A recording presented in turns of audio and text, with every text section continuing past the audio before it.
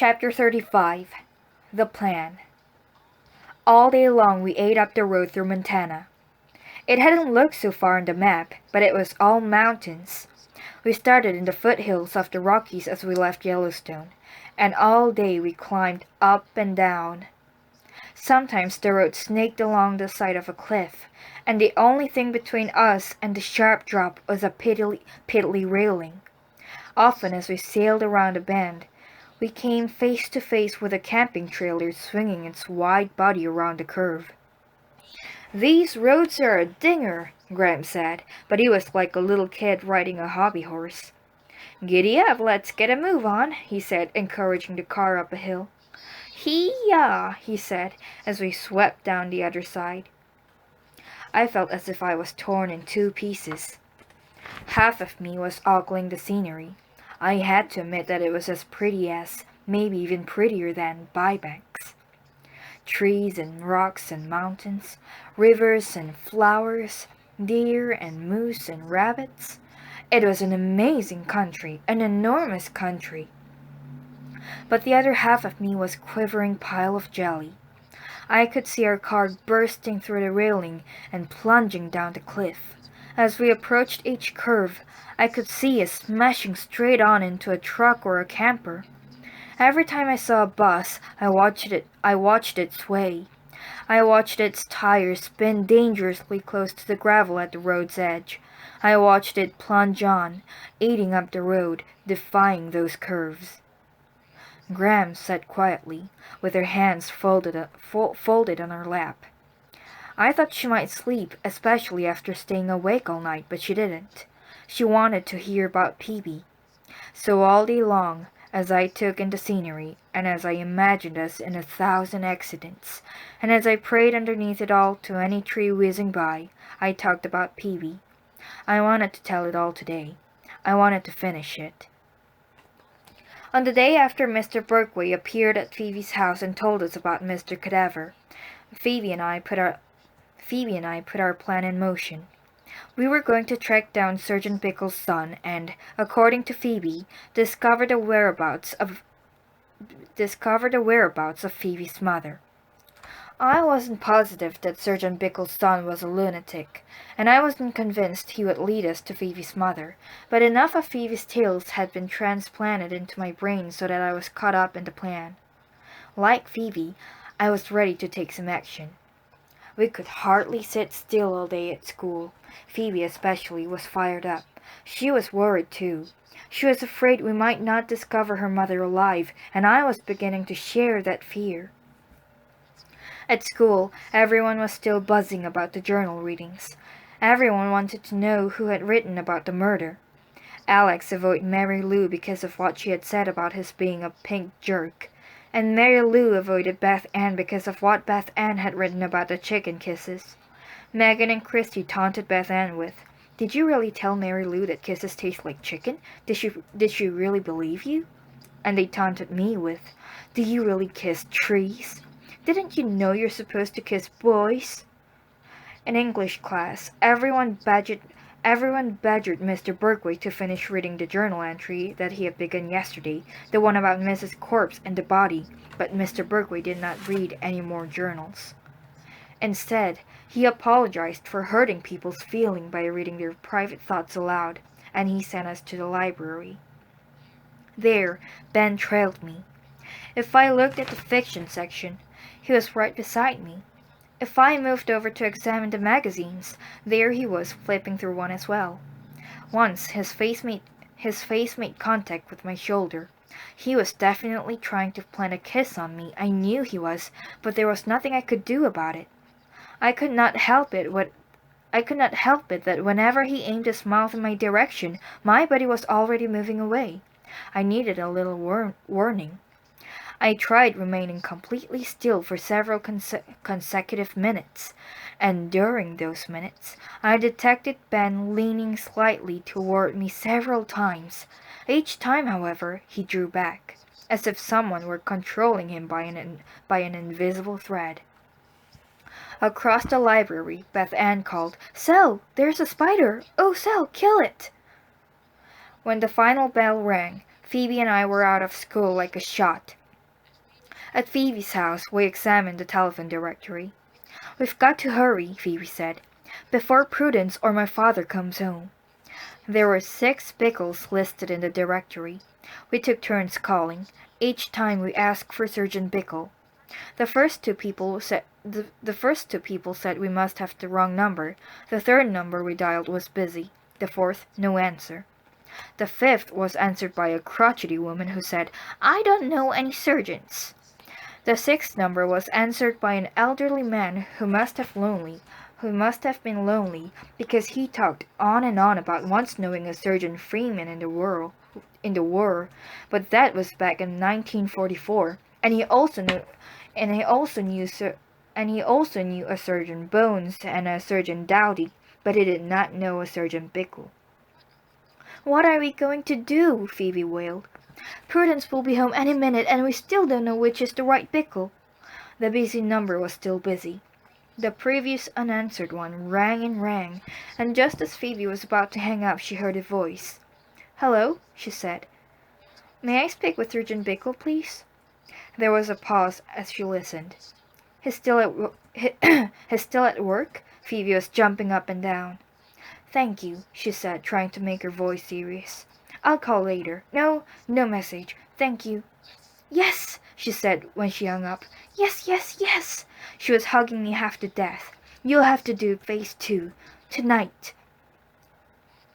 That night, while my father was at Margaret's, I phoned the Bickles.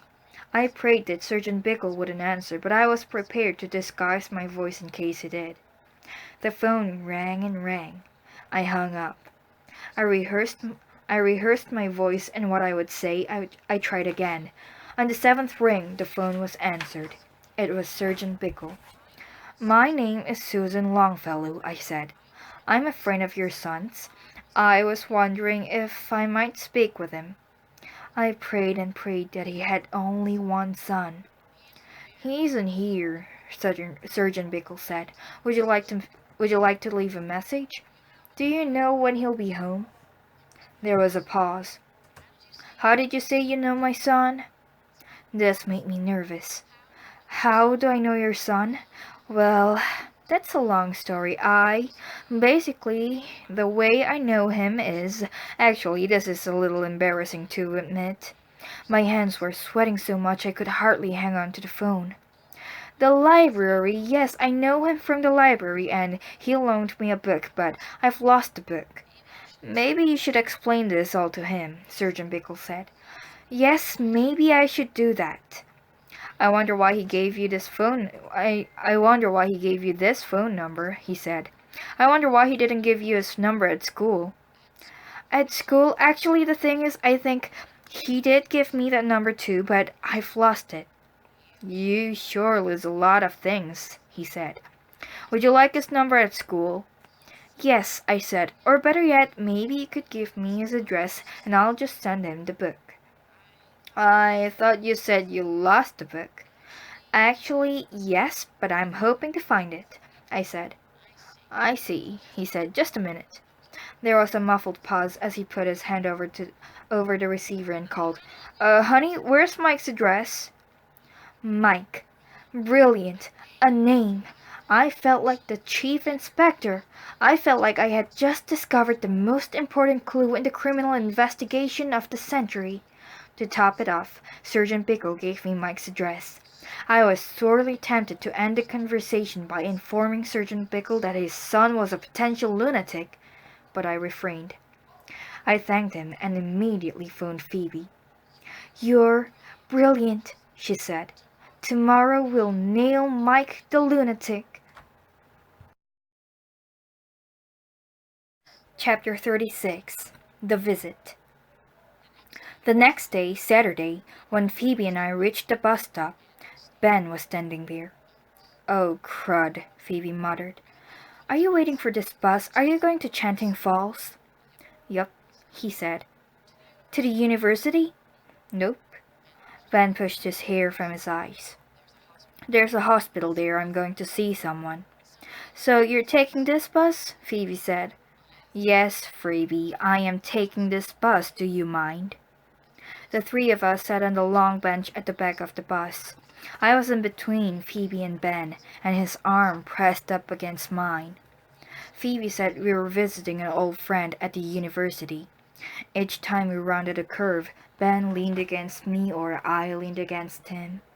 "Sorry," he said. "Sorry," I said. At Chanting Falls, we stood on the pavement as the bus roared off. "The university is over there," Ben pointed down the road. "See ya," and he walked off in the other direction. "Oh, Lord," Phoebe said. "Why did Ben have to be on the same bus? It made me very nervous." It made me nervous too, but for different reasons. Every time I was with him now, my skin tickled and my brain buzzed and my blood romped around as if it were percolating. The address we had for Mike Bickle was a freshman dormitory. It was a 3-story brick building with hundreds of windows. "Oh no," Phoebe wailed.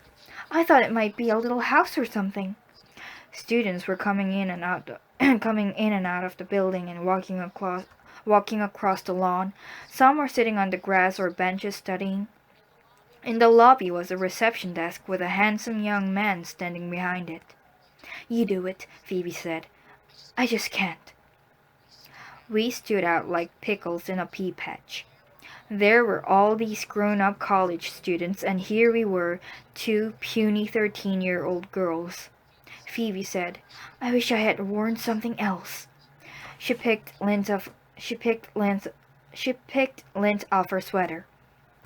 I explained to the man at the desk that I was looking for my cousin, Mike Bickle. The young man smiled a wide, white smile at me. He checked the roster and said, "You're in the right place. Room 209. You can go on up." Phoebe nearly choked.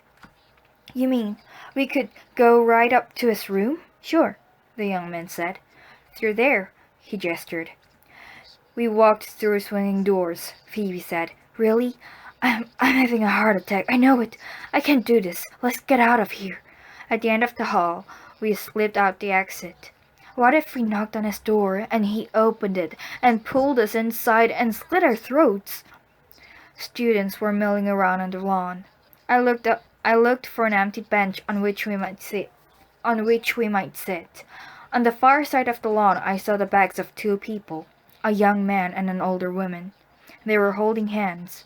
She turned to him and kissed his cheek. "Phoebe." On the bench was Phoebe's mother, and she was kissing the lunatic. Chapter 37. A Kiss. Phoebe was stunned and angry, but she was braver than I was. She could watch, but I could not. I assumed that Phoebe would follow me, but I didn't look back. Down the street I tore, trying to remember where the bus stop was. It wasn't until I saw the hospital that I realized I must have missed the bus stop. I ducked inside and was surprised that Phoebe was not behind me. What I did next was an impulse, a hunch. I asked the hospital receptionist if I could see Mrs. Finney. She flipped through a roster. "Are you a family member?" she said. "No." "I'm afraid you can't go up then," she said. "Mrs. Finney is on the psychiatric ward, family only." I was looking for her son. He came here to visit her. Maybe they went outside. You could look out back. Behind the hospital was a wide sloping lawn bordered by flower gardens. Scattered across the lawn were benches and chairs, most of them occupied with patients and their visitors. It was a scene much like the one I had just left at the university, except here no one was studying, and some of the people wore dressing gowns. Ben was sitting cross-legged on the ground in front of a woman in a pink robe. She fidgeted with a sash. Ben saw me and stood up as I crossed the lawn. "This is my mother," he said. I said hello, but she didn't look at me. Instead, she stood and drifted off across the lawn as if we were not there. Ben and I followed. She reminded me so much of my mother after she returned from the hospital. My mother would stop right in the middle of doing something inside the house and walk out the door. Halfway up the hill, she would sit down to catch her breath. She picked at the grass, got up again, and went a little farther. Sometimes my mother went in the barn and filled the pail with chicken feed, but before she reached the chicken coop, she set the pail down and moved off in another direction. When she could walk farther, my mother rambled over the fields and meadows in a weaving snaking pattern, as if she could not make up her mind which way to turn. We followed Ben's mother back and forth across the lawn, but she never seemed to notice our presence. At last I said I had to go, and that's what had happened. For one quick moment we both had the same agenda. I looked at him, and he looked at me. Both of our heads moved forward. It must have been in a slow motion, because I had a split second there to be reminded of Mr. Berkeley's drawing of the two heads facing each other with a vase in between. I wondered, just for an instant, if a vase could fit between us.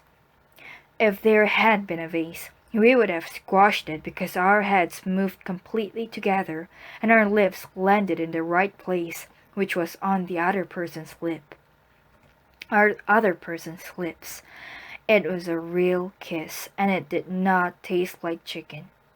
And then our heads moved slowly backward, and we stared out across the lawn, and I felt like the newly born horse who knows nothing but feels everything.